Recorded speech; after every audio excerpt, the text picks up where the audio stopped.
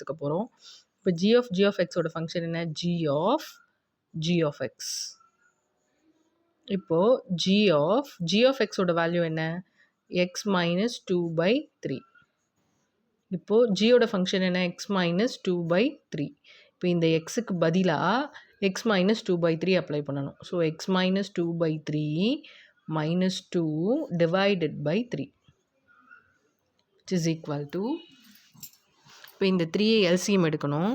So LCM எடுத்தால் 3 2s are இங்கே 6 வந்துடும், மைனஸ் இங்கே x minus 2 அப்படியே தான் இருக்குது, divided by 3 இங்கே divided by 3 which is equal to x minus 2 minus 6 minus 8 by இந்த 3யும் 3யும் சேர்ந்துரும். So 3 into 3 which is equal to x minus 8 by 9.